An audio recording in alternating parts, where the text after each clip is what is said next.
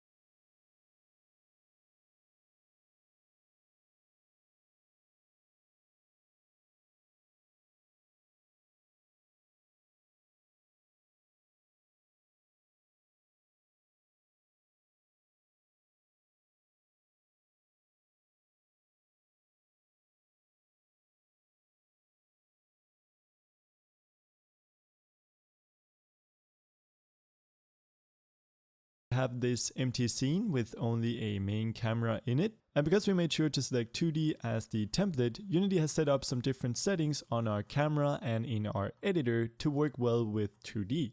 Awesome! Now, when starting with an empty project, I really recommend visiting the Unity Asset Store to find some assets to use for your game. Of course, if you want, you can always replace them with your own custom assets later. Luckily, there are some really great free assets available that we can use. I've gone ahead and compiled a list of some of my favorites. If you want to check them out, you can use the link in the description.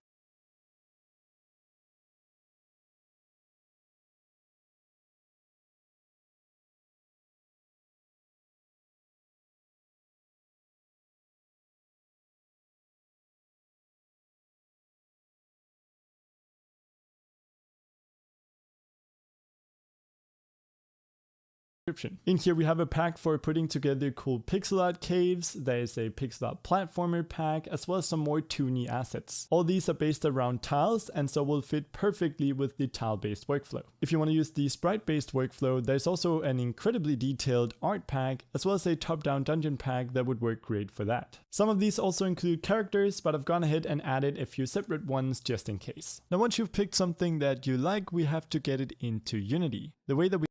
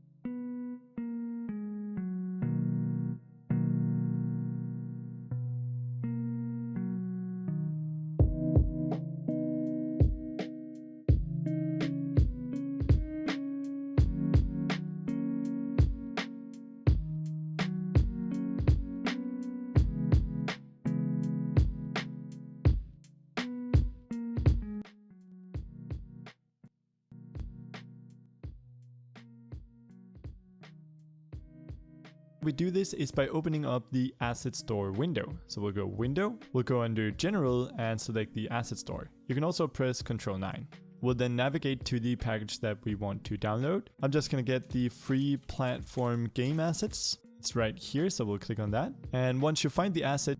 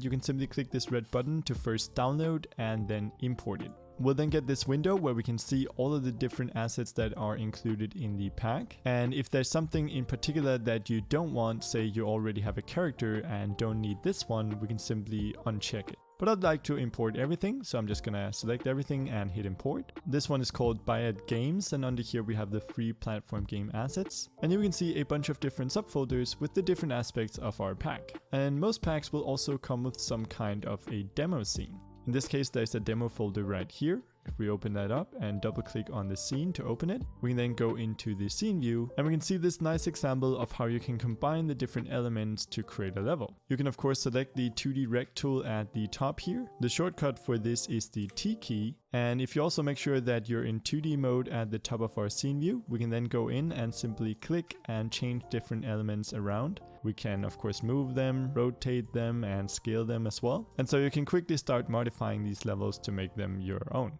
But of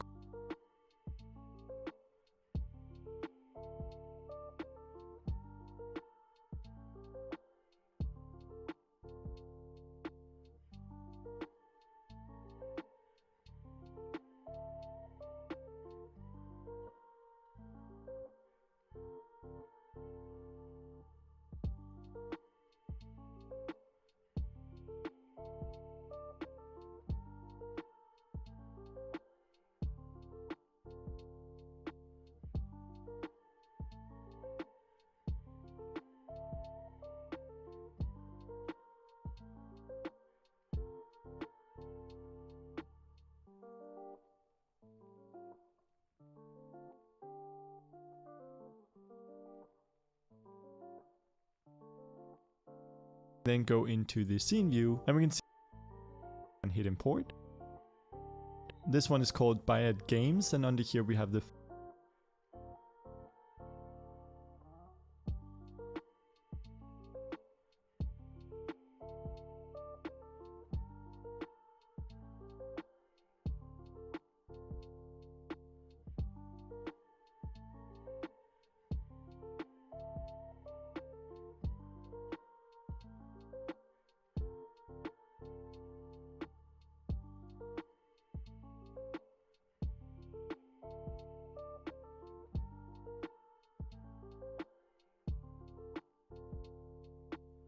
free platform game. I'd like to import everything, so I'm just gonna select everything and hit import.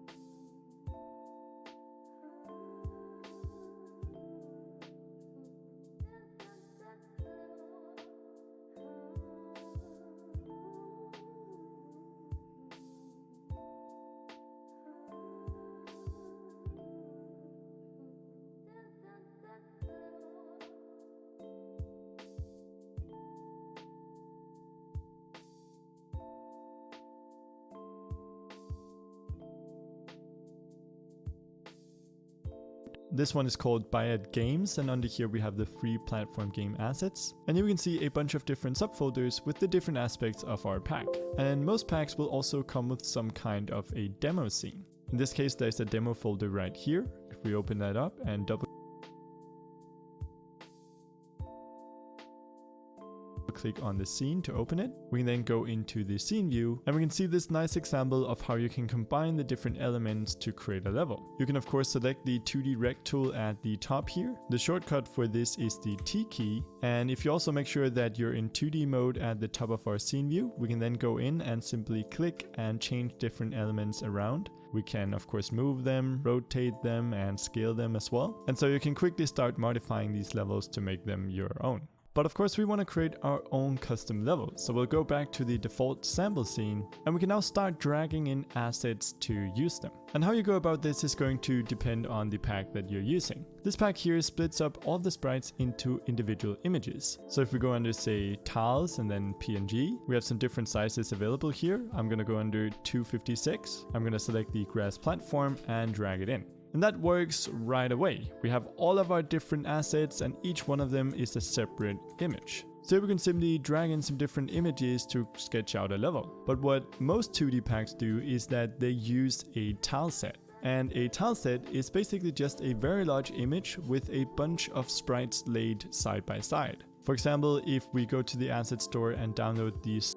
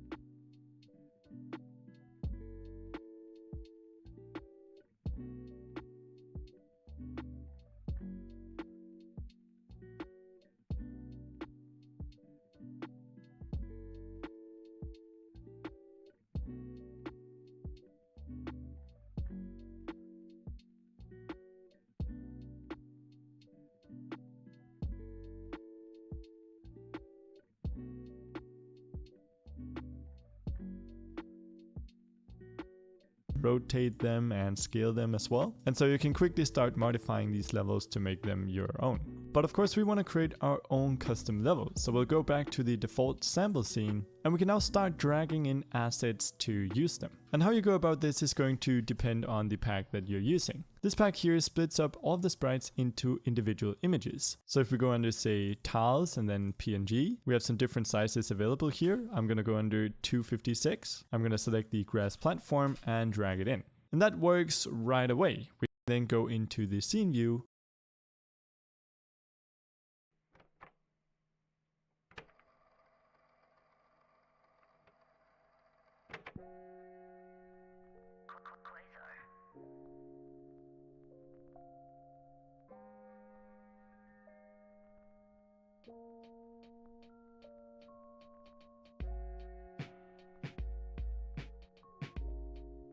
And we can see this nice example of in 2D. We can quickly start modifying. We'll go back to the default sample scene and we can now start dragging in assets. Here splits up all the sprites in sizes and drag it in. And that works right away. 56. We drag in some different images to sketch out a level. But what most 2D packs do is that they use a tile set. And a tileset is basically just a very large image with a bunch of sprites laid side by side. For example, if we go to the asset store and download the Sunny Land environment, in here we can see that there is indeed a file called tileset, and if we have a look at this, we can see that it's basically just a bunch of smaller sprites in one larger image. Now if you want to learn how to create your own tilesets and set them up in Unity, we have a tutorial that I suggest you check out. But luckily this package has done all of that for us. If we just select the tileset sliced here, we can see that they've actually gone in and marked all the different tiles that make up this tile set. And if we expand this arrow here, we can actually see each individual tile in our tile set. Pretty cool. And just like any other image, we can take any one of these and simply drag them in to the editor. Now this one is a lot smaller, but you can see it works just fine. So now that we know how to work with sprites, let's try and build out a quick level here. So we already have this grass platform here, that's great. I'm just going to place it here. Let's also add a background. So I'm going to go under new background, under PNG. I'm just going to select the low res version here, under background, and here we have another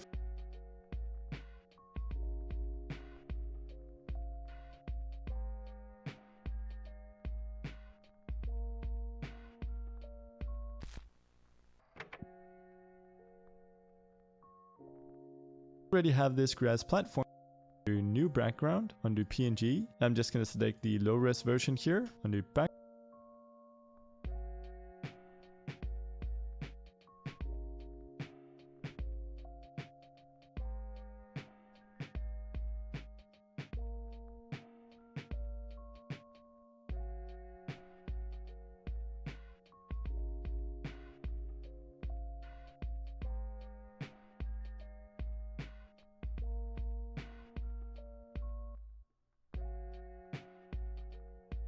Background, and here we have another file. Let's simply drag that in as well. And we can see this looks nice in our camera, but we can also see that it's overlaid on top of our grass. And of course, we want our background to be behind it. For this, we use something called sorting layers. So to the right in our inspector here under the sprite renderer, we can see the setting called the sorting layer.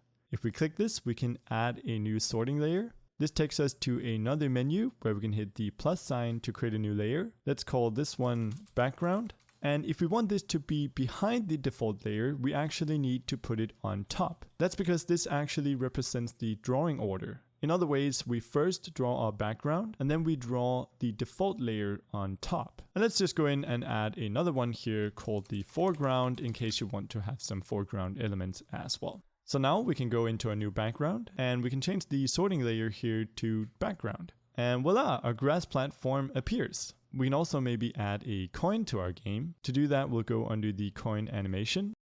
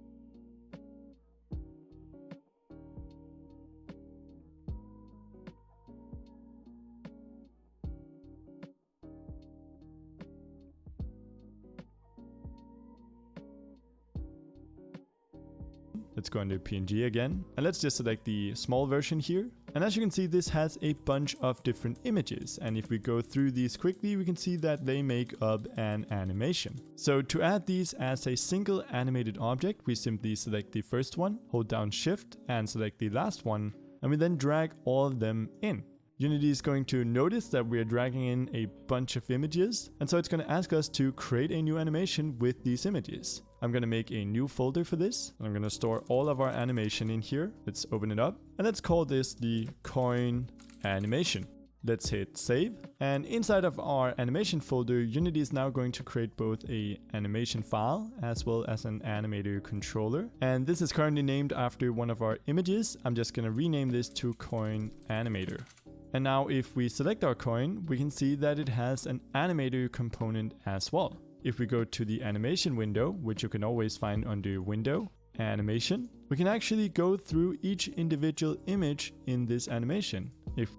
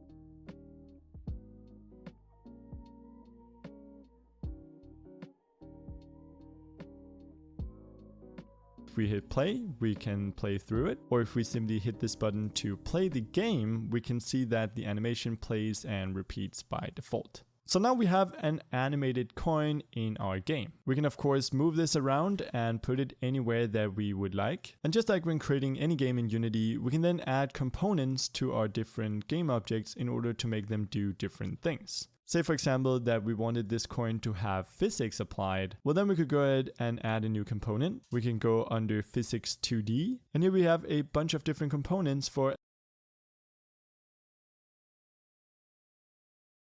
adjusting 2D physics on our game object. I'm just going to select the box collider 2D.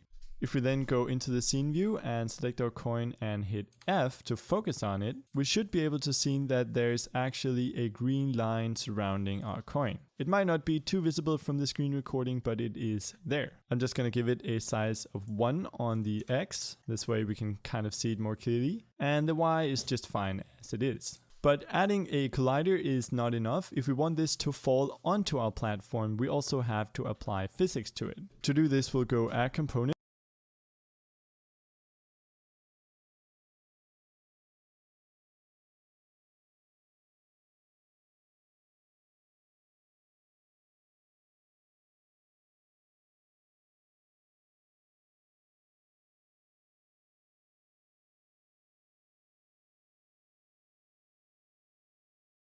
And we'll search for rigid body 2D. This will apply physics to our coin, and if we now hit play, we should see that immediately our coin falls. However, because we don't have a collider on our grass, it's just going to fall right through our platform. So let's here go and add a box collider 2D, and we can go in and edit the collider here, and I'm just going to drag the top a bit down so that it looks like our coin is landing at the center of our platform. I'm also going to take the platform and drag it down a bit, and if we now hit play once more, we can see that the coin falls and lands on our platform. We can also see that we have this weird issue where sometimes our coin is behind our platform and sometimes it's in front. And that's because they're currently on the same sorting layer. And not only that, they have the same order within that layer. To change that, we can go to our coin here and we can increase the order in layer. So if we set this to any value greater than 1, it will be drawn on top of our platform. I'm just going to set it to something like 10. And now when we hit play, our coin always appears on top of our platform. So that is kind of the very basics of working with 2D objects in Unity. And currently we're just using the default sprite workflow. We can take any of these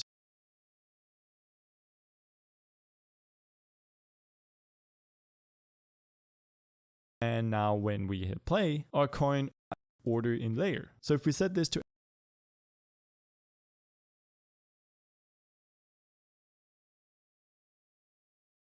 any value greater than 1, it will be drawn on top of our platform. I'm just going to set it to something like 10. And now when we hit play, our coin always appears on top of our platform. So that is kind of the very basics of working with 2D objects in Unity. And currently we're just using the default sprite workflow. We can take any of these objects and drag it around freely. In other words, we aren't restricted to a grid. However, because this platform actually has a bunch of different tiles in it, it would work great with the tile-based workflow. So let me just give you a quick preview of how that would work. If you want to learn more about using tile maps in Unity, we have a tutorial dedicated to that, so definitely check that out. So for now, I'm just going to take these two objects and remove them. And instead, I'm going to right click in our scene and I'm going to go to the object and create a new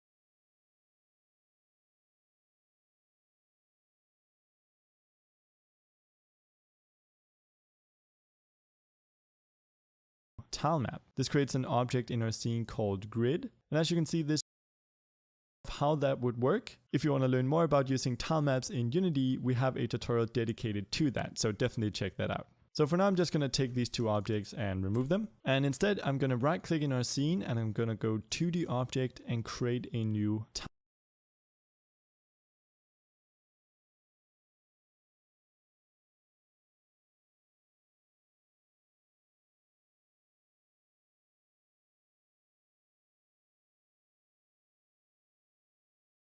Tile map. This creates an object in our scene called grid. And as you can see, this does overlay a grid on top of our scene. I'm going to set the cell size of this grid to 2 by 2. This way it's a bit larger. And under this grid, we have the tile map. We can also go and open up the tile set window. So we'll go window, 2D, and select the tile palette. Let's dock this to the side of our scene view. And the tile palette is basically just a window where we add all of our tiles and then we can select between them in order to paint them into our scene. So I'm going to create a new palette here. Let's just name it something like grass platform palette. I'm going to hit create and I'm just going to store it in the base folder here. So hit select folder. And now we can simply drag sprites in here in order to add them to our palette. Create. And I'm just going to store it in the base folder here. So hit select folder. And now we can simply drag sprites in here in order to add them to our palette. Of course, we have a bunch of tiles right here. So I'm just going to select all of them and drag them right in.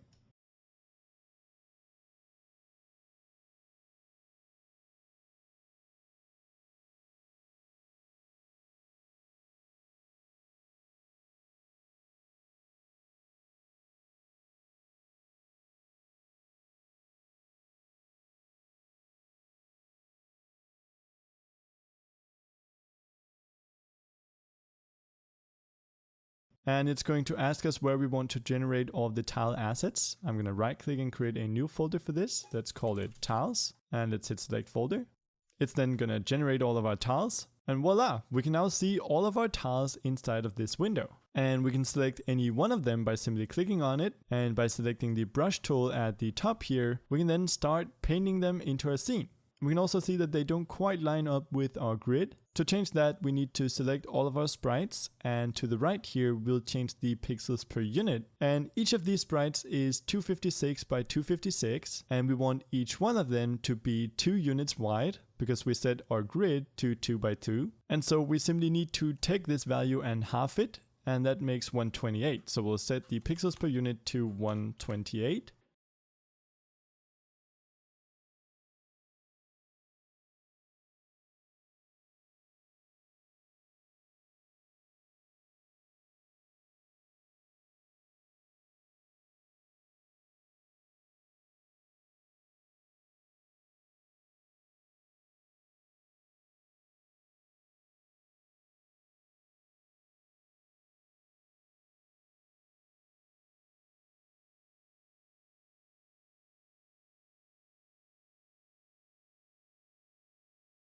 And if we then apply that, we can see that they snap right into place. So I'm just going to use the paintbrush and eraser tool to paint a quick level here. Awesome. Again, I really suggest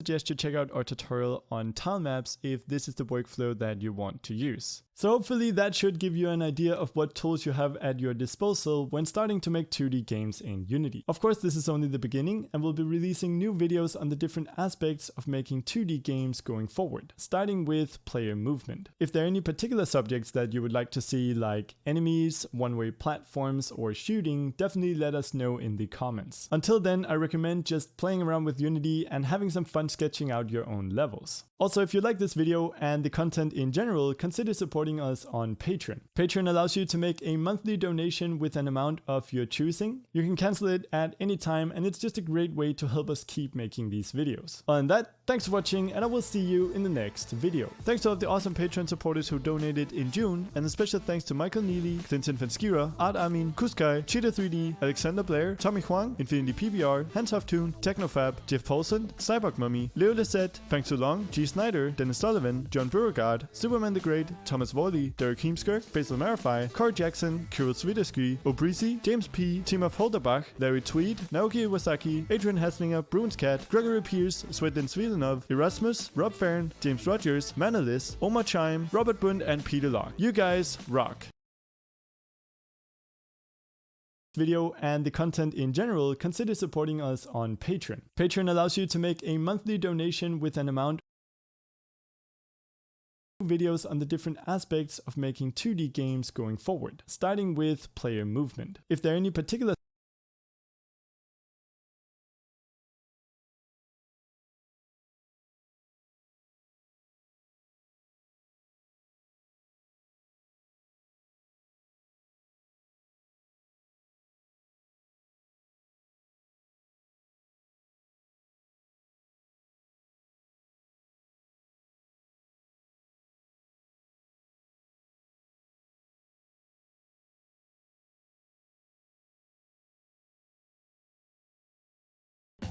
One of the most essential parts of creating a 2D game is creating a really good player controller can actually be quite challenging. In fact, camera, of course, some different tiles making up our level, and I've gone ahead and placed colliders on the platforms as well as the ground. And then we have a few background elements. So since we're going to be using a character controller to help us with our movement, we of course first have to get it into Unity. Mine is right here on the desktop. I'll of course have a link to where you can download the script as well as the entire project. So I'm just going to take this and drag it into Unity. And right away, let's select our player and drag our script on there. If we have a look at the different variables that are in our script, we can see that we can adjust a bunch of different things that has to do with our character. First of all, we have the jump force. I'm just going to set this to a value of 700. We then have the crouch speed, which we can adjust using a slider here. And this is basically how much we want to slow down when crouching. I'm just going to set this to something like 0.4. And so we're going to be moving at 40% speed while we're crouching. We can also adjust how much we want to smooth out our movement. I'm just going to leave that as is. Whether or not we want to be able to control the character in air, which I definitely do want to. And then we have to define this what is ground variable. And this basically just allows us to choose what layers we want to act as a walkable surface for our character. I'm just going to set this to everything and then go back in and remove the player layer, because we don't want our player to be able to walk on top of himself. I'm also going to go to the top and change his layer to player. And then we have these 3 empty slots. The first 2 are what we call checks. And we use these to check whether or not we're currently standing on the ground so that we can determine whether or not we can jump. And if we're crouching, we want to know if there's a ceiling above our heads in order to determine if we can actually stand up again. And to make things simple, we're using these empty objects to determine where these locations are. So let's go in and create these objects. Let's right click on the player and let's hit create empty. And I'm going to switch to